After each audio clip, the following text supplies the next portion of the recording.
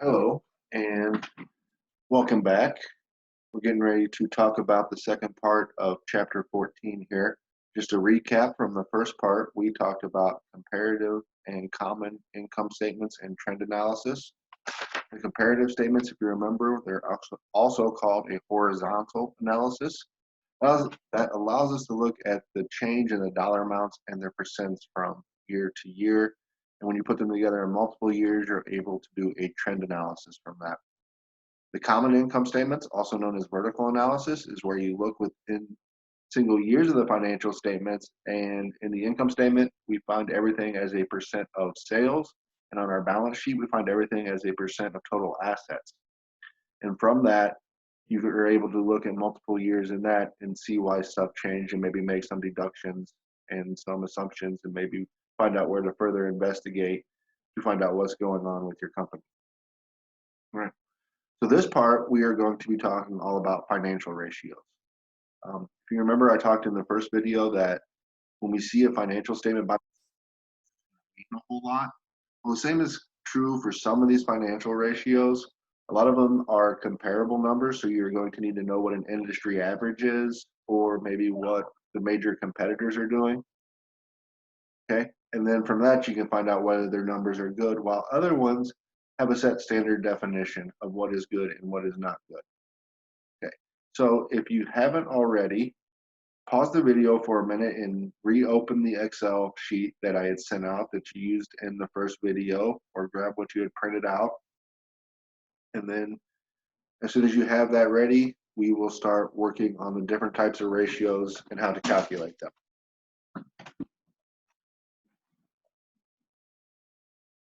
Okay, we are going to talk about 4 different categories of ratios. And each of those categories has about 3 or 4 different types of ratios in them. So if you have the sheet pulled up, it will look like this one here. It says Norton Corporation on the top. I didn't realize I pulled these from the slides. I didn't realize they had changed the name. So that's why it says Cobra on the bottom. It should be Norton. It's the same one, but we are going to use these two, this sheet right here, and have all your ratios listed out with your openings over here. So I'm going to go through and calculate each of these with you. Okay. So the first thing we're going to talk about is liquidity ratios. If you remember back from our Accounting 221 class, we talked about liquidity. The definition of liquidity is how quickly you can convert an item to cash. Okay. It's important for managers to know how much cash they have on hand, whether they're able to meet their current obligations, pay their workers, pay their accounts payables to get their supplies and stuff. So here are 3 ratios that managers use to assess how liquid a company is.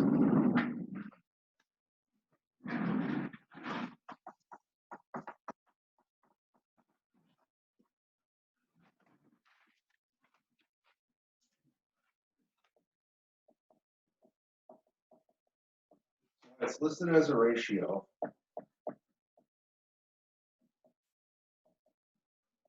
First thing, working capital is not actually a ratio at all. Okay? Working capital is the amount of cash that the company basically has to work with. To calculate it, it is current assets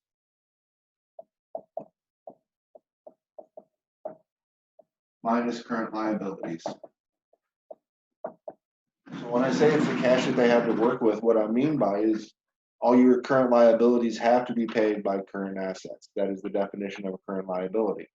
So once all your liabilities are paid, or stuff that you owe to other people, what remains in your current asset is what the company basically has to work with, where they can maybe spend some money to improve some processes, make something more efficient, maybe go out and hire a labor force or expand their operations. Okay. As the slides note, that working capital is not free. It has to come from somewhere. Okay. If it is not coming from debt, it's either coming from equity or from the retained earnings from profits that were built up beforehand. Okay. Another way to look at kind of the same numbers in the same figure, simpler way, is called the current ratio.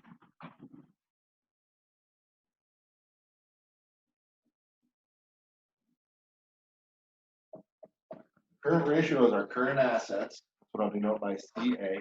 The current assets divided by the current liabilities. Again, this is a number where you will want to look at maybe what the industry average is, but you definitely want this number to be over a 1 when you're assessing the company. Okay, you want to have at least enough current assets to cover the current liabilities, and the further above 1 that it is, obviously the better it is. You would like to have that much to make sure that the company's got a nice little cushion there. Okay, but in terms of liquidity, there's one little problem with this, because if you remember what goes into current assets, we have our cash, short-term investments, accounts receivable, inventory, prepaid expenses. Some of that stuff is not really liquid. The prepaid expenses, you're not going to get that cash back in the inventory. Only when it gets sold, you're going to get the cash. So you're not really sure how liquid that is. So another kind of a better ratio than the current ratio is called the quick ratio.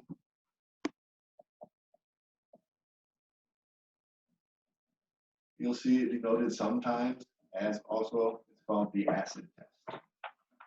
Okay, this is what a lot of investors like to look at when they're looking at liquidity over the current ratio. What it is your current assets minus out the inventory and the prepaid expenses. It is your most liquid one. So it's usually your cash plus short-term investments plus your accounts receivable, and then you divide that by your current liabilities. Okay. So there are our 3 liquidity ratios that you need to learn for this chapter that you're going to use in your paper when you're evaluating your companies. So if we go off our sheet here, let's calculate what we have for each of these companies. Why don't you take a minute and pause the video if you want to, and then when you come back, I will show you the answers.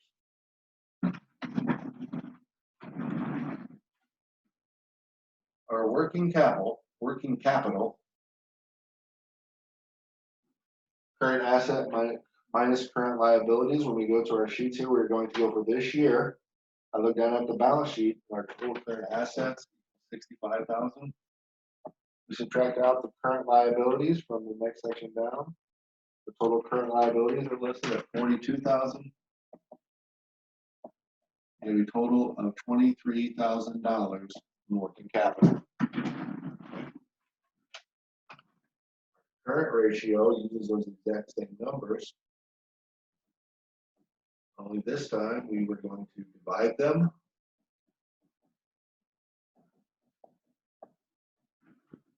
When you do that, you get a current ratio of 1.55.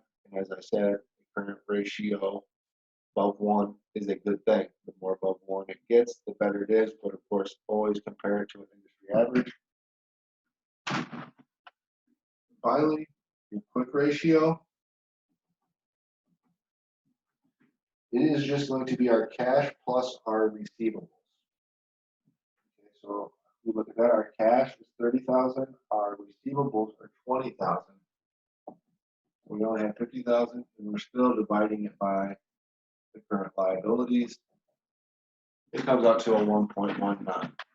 The current ratio and the quick ratio are somewhat correlated. Remember, because the current has all of the current assets, while the quick takes them out. So you always expect the quick to be lower, and you definitely want the quick ratio to be above 1 also. That way you know you're liquid enough to cover all of your current assets. So those are all of the liquidity ratios. Moving on, we're going to talk about some asset management ratios. Asset management ratios are helpful to see when you're looking at someone that's running a department or some of your managers to make sure they are using what you have given them to use responsibly. Okay. The first one you want to look at is accounts receivable turnover.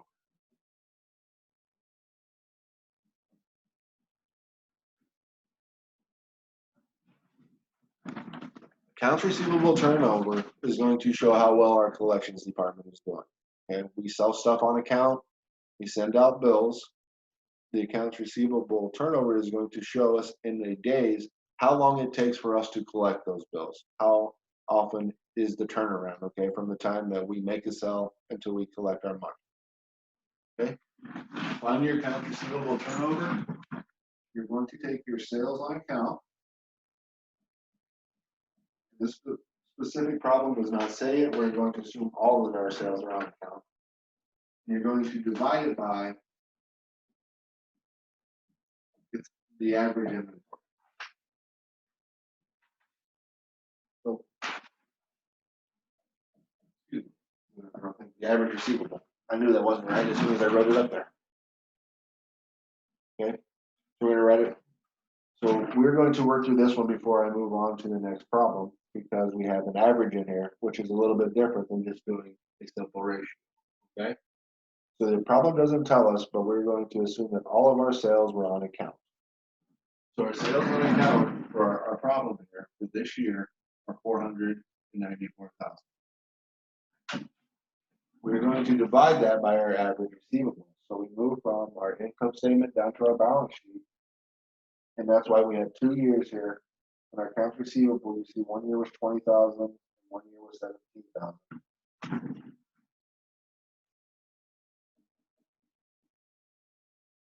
We find the average of them, divide by 2. Okay? So you take your 494 divided by that, comes out to 26.70. One thing that is important to remember when we're doing this ratio, these are in days. Okay? The working capital was in dollars, the current ratio and the quick ratio, the 1 point, 2 point, 0 point, whatever is fine. But when we're talking about turnovers, turnovers is always how quickly something happens in days. Okay? Let me rephrase something here. The accounts receivable turnover, what we are figuring out there actually is how many times your total accounts receivable balance flips in a year. So if it's $20,000, that means we're going to collect $20,000 26 times a year. Okay. Kind of gives us an idea on how quickly we are collecting the whole amount of sales. How many days it takes to collect those things is the average collection period. Okay, which is our next number.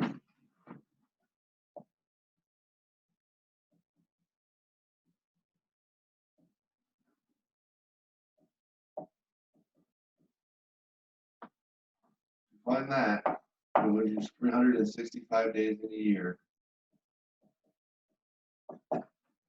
divided by how many times we flip over our accounts receivable that we have just found as our accounts receivable turnover. So you take 365 divided by your accounts receivable turnover, and find that our collection period is 13.67 days.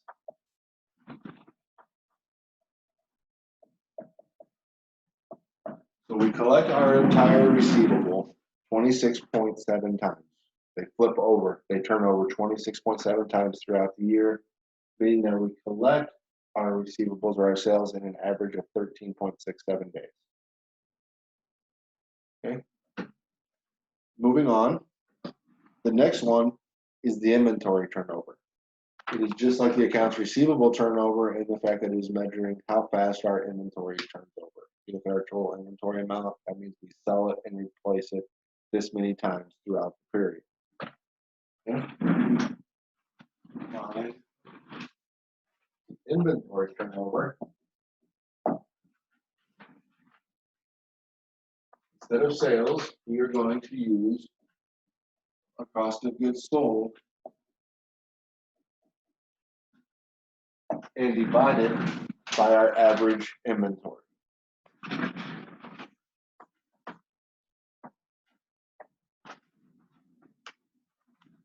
So from our problem here, looking at our income statement, our cost of goods sold for the year is $140,000. We want to take that and divide it by the average inventory amount. So we do it the same way we did our receivables. We look at our inventory, we had 12,000 this year, plus the 10,000 from last year's. Those added together, divided by 2 to get an average inventory amount. And when you do the math, you'll find that our inventory turnover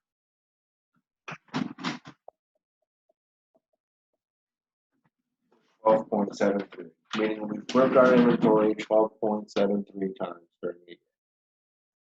Okay, so the more you flip your inventory means the higher your sales are.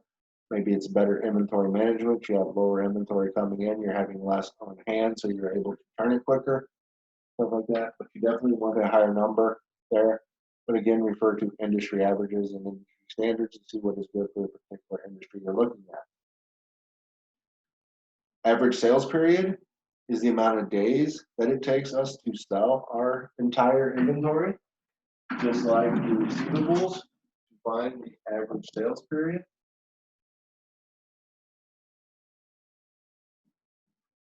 You're going to take 365 days and just divide it by our turnover number that we had just calculated. In this case, it's 12.73. And we find out that on an average, it takes 28.68 days to sell the entire inventory for the store. Okay, and again, industry average number, the quick, but however, the quicker you can turn over your inventory is always the better. The next number down on our list is operating cycle. And if you remember back to our very first week of the first class of accounting 221, one of the things we learned is that financial statements must be prepared yearly or the operating cycle, okay, whichever is longer. Okay, and I told you at that point in time that the year for everything we're going to deal with is always going to be longer than the operating cycle. There's only a few minor select industries where the operating cycle lasts longer than a year. Well, the reason why is because of these two numbers we just calculated here. The operating cycle is the average collection period that we determined when we were doing the accounts receivable turnover and then divided that, or took 365 divided by that to find that number, plus the average sales period.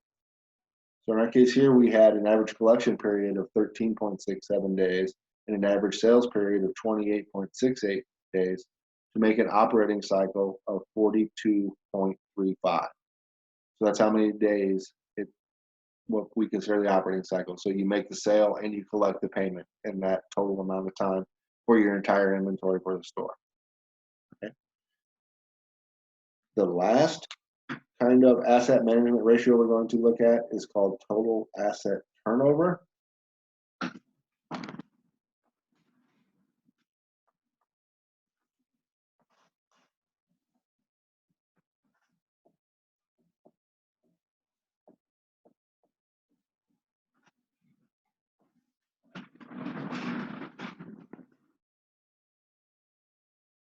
And this is just going to kind of tell us how much of our assets that we have related to sales, how the value of our assets, how much they are generating, how many times that value is producing sales. Okay, so it is another times number, how many times something is happening.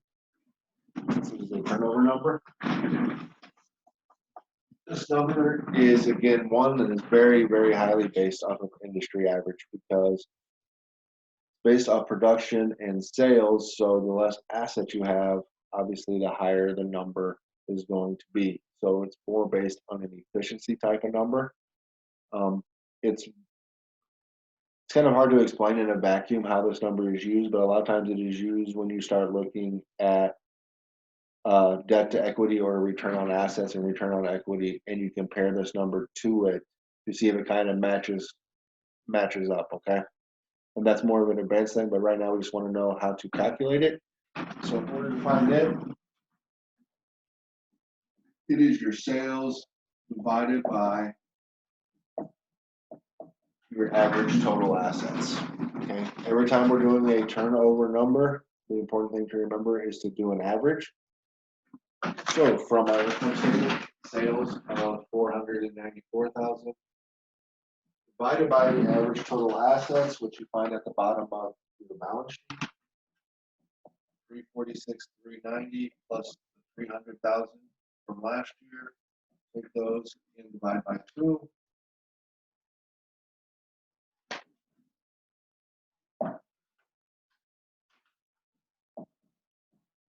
And you get 1.528. The higher the better. It should be over a 1 because you want everything, your assets, to at least make that amount of sales. But again, it depends on the industry. Some industries are machine heavy, so they're required to have more assets. Some industries are machine light, labor heavy, so they have less assets, but more labor expense. So that's why you always want to look at the companies you're looking at and see what is good for that particular industry. A couple more to get through here. Next, we are going to talk about debt ratios. And on your spreadsheet there, you also see in parentheses, I call them solvency ratios. Solvency is the company's ability to pay off its debt. Something you'll hear if you watch the news or any business channels or read stuff. And I think I mentioned it before, because about 5 months ago, Kmart went bankrupt, and the reason was they claimed was insolvency, the inability to pay their debt. Okay, so managers definitely want to know how solvent their company is. Are they going to be able to meet future obligations? So we have 3 ratios that we work through here.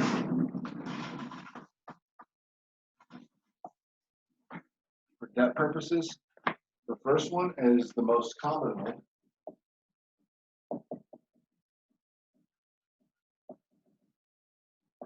It is called the debt to equity ratio. And this is just going to show us how much debt we have compared to how much equity we have. And remember, equity is ownership interest.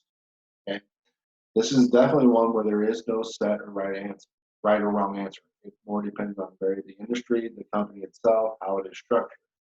Do you want to have more ownership or do you want to have more debt? It depends sometimes. What can you borrow money for? What percent can you get it for? Compared to what are the owners, the stockholders, what kind of percent are they expecting in a dividend payment?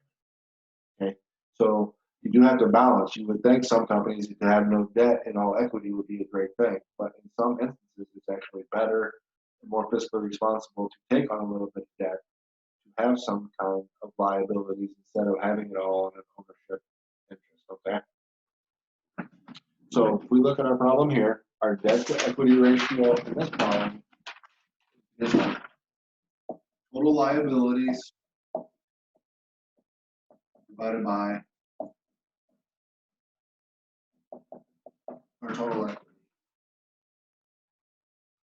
Total liabilities are listed in our bolded there in our bottom. So we have 112,000 divided by our total equity, which is bolded down on the page, 234,390.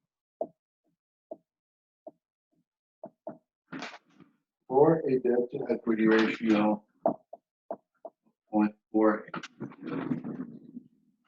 So if you were looking at this company, you could see that it does not have much debt compared to its ownership. Okay, it could be a good thing, it could be a bad thing. Just depends on what's going on with the industry. The next one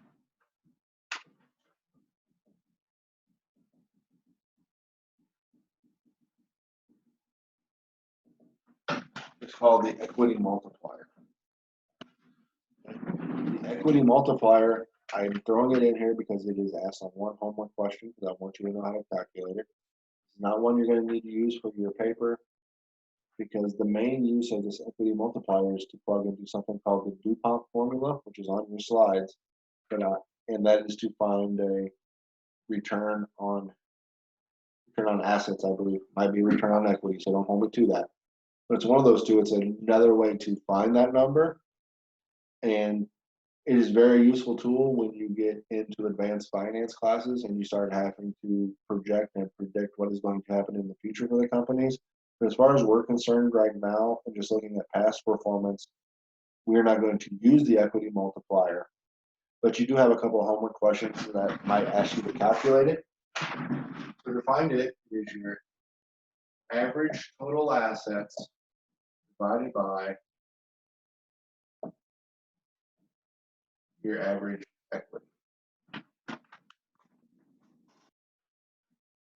So in our current problem here, our total average total assets was 346,900 plus 300,000 divided by 2. And then we're going to take that number by our average total equity, which again is bolded at the bottom of our balance sheet. 234,900 plus 180 from last year divided by 2. So we'll calculate out the top, calculate out the bottom, you find out the equity multiplier is 1.56.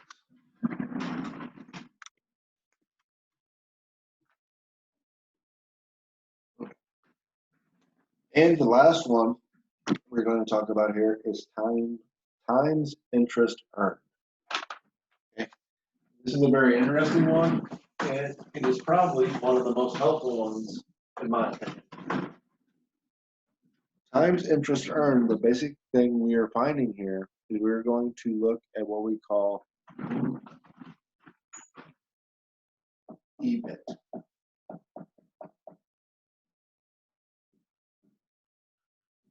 Earnings before interest and taxes.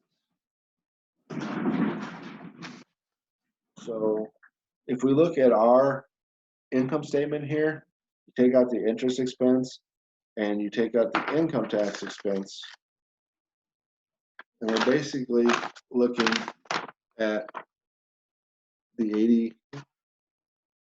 84,000 here, what we call operating income. For our purposes, for this question, you can call it the EBIT too, the earnings before interest and taxes. We're going to take that number, our EBIT, and divide it by our interest expense. Okay, so from our income statement, you see our interest expense listed right below that is $7,300. We have 84,000 is our earnings before interest and taxes, divided by 7,300 interest expense. And we get an answer of 11.51.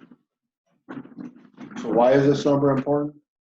That is telling us that our operating income, or our EBIT, our earnings before we pay our interest and we have to pay our taxes, we can pay our interest 11 times over. Okay, you want that number to be really high because then you are guaranteed that your interest payments are going to be made. You know that if some sales start to drop, your interest will still be covered because the interest payments are the one things that are unforgivable. Like Kmart, it will cause you to go bankrupt. Okay, so the higher that number is, it is just more of a cushion. Okay, help you know how your company stands. And again, you will still want to compare that to another company, to your competitors, or to what the industry is doing as a whole. Okay. The final thing we have to talk about are profitability ratios. Everyone knows by now what profit is.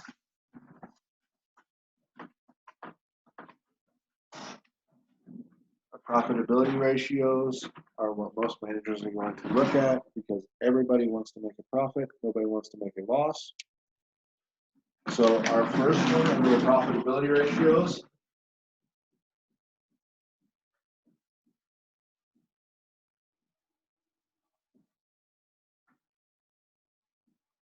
is gross margin percent. And the good thing is that some of these we had done before. We just got done doing the contribution statement, income statements and stuff like that. So we knew we had to find a gross margin percent in that, which is basically,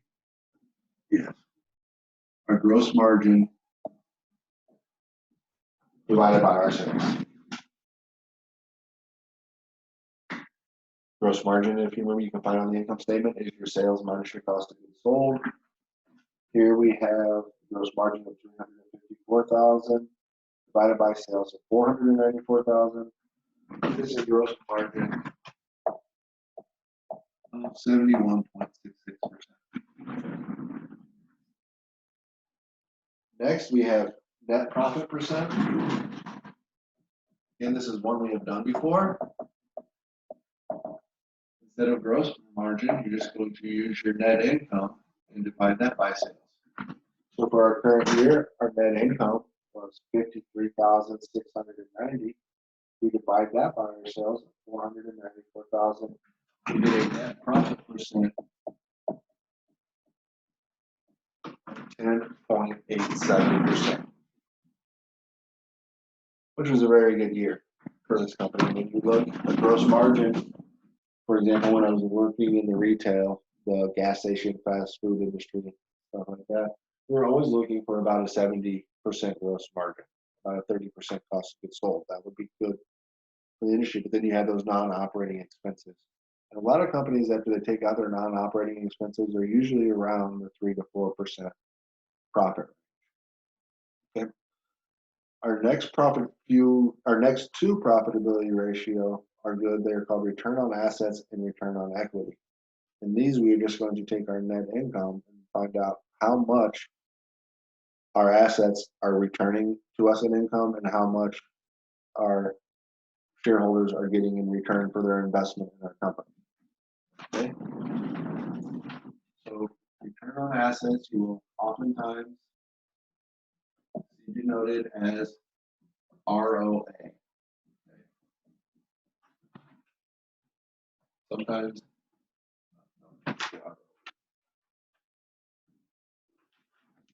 only for that is your net income, and we need to divide it by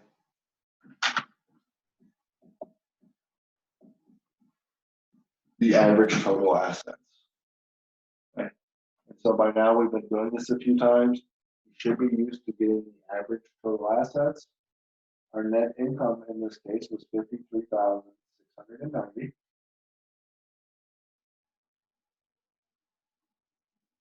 And then our total assets would be $346,390 plus $300,000 divided by 2. If you go ahead and work it out, you'll find our return on assets comes out to 18.19%.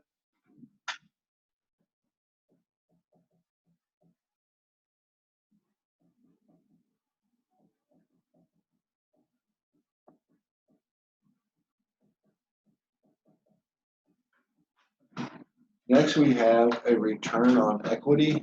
Sometimes this is also termed as a return on investment. Okay, that is the most common term.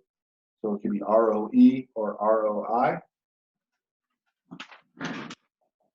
Here we take our net income, but we are going to divide by the average total equity.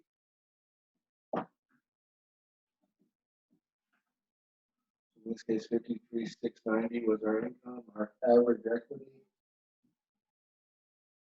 $243,390 plus $180,000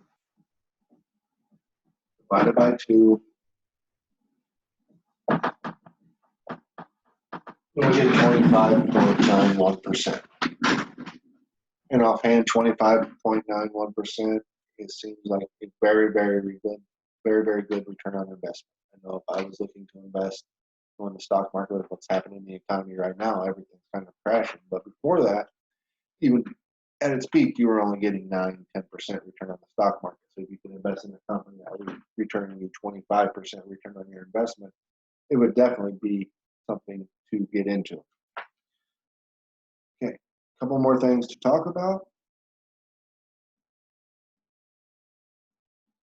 is, you guys are going to hate me.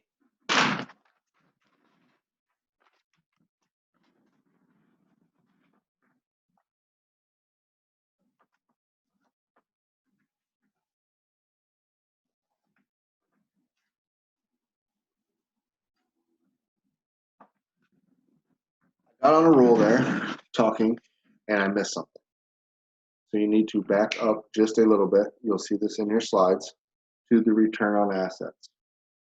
I had the formula written out and I had a little star pointing to something on the side and I missed it.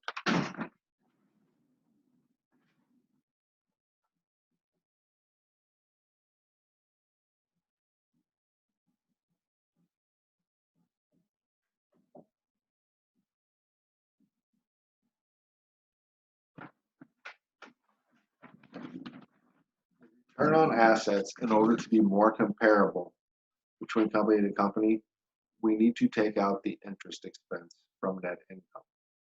Okay, that allows for companies with different debt structures, allows to be more comparable.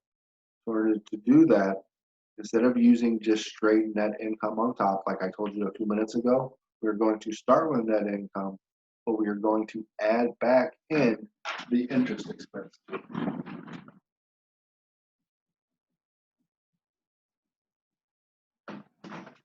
Okay.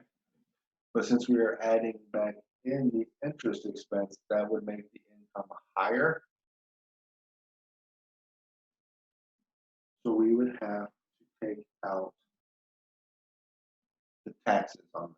And so we would multiply that by 1 minus the tax rate. So it is net income plus the interest expense with the taxes taken out. That's your interest expense multiplied by 1 minus the tax rate. So if we're looking on this problem, then you would divide that by your average total assets.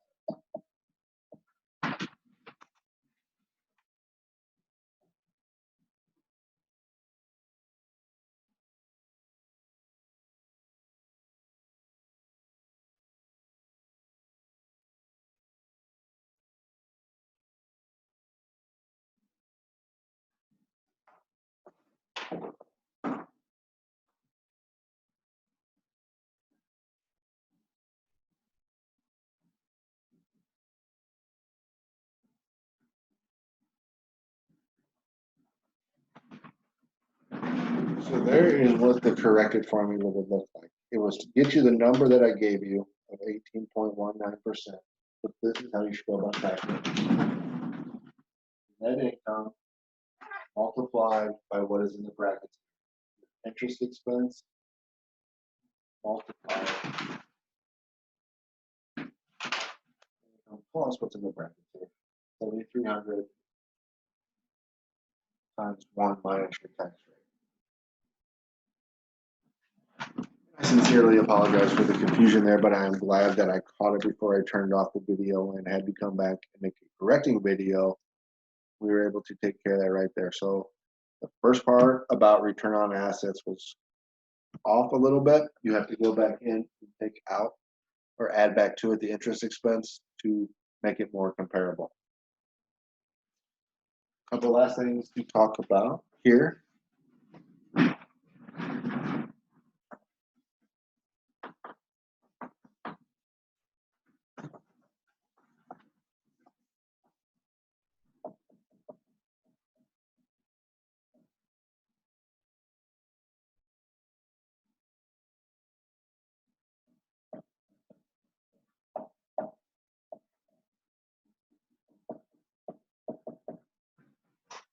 Our last ratio here is earnings per share. So here we are going to take our net income and we're going to find out how much each individual shareholder, if they were to return all that income to the shareholders, how much each shareholder would get. The formula for this is to take our net income divided by the number of common stock we have out.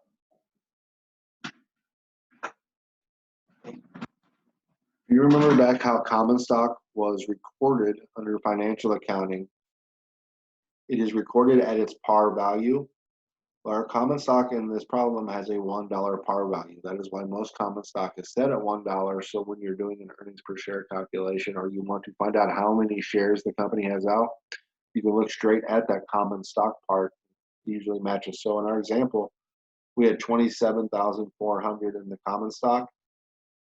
So that's how many shares of common stock we have outstanding at this point in time. So that would be our bottom number. Net income again for the year was $53,690.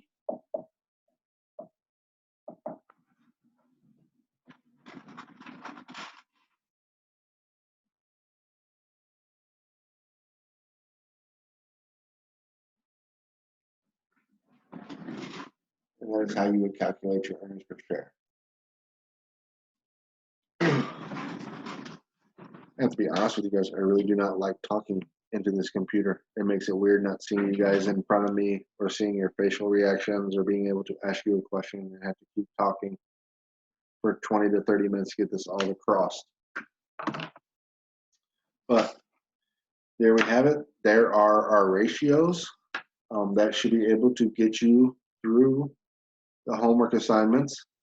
Um, on Wednesday, we will have our first Zoom meeting as I will present to you your project for the semester and give you more details and information on that. So, well, actually, I'll present that, and I believe let me look at my schedule here. Yes. So at 10 a.m., that's what I thought. I will be getting that set up. You will be receiving an email from me at some point in time on Tuesday with the meeting ID number, so you'll be able to access that. And if you have started any of the homework or you have any questions on the lectures, on Wednesday morning, we'll be able to talk about that together. So enjoy and don't hesitate to reach out whenever you have any questions.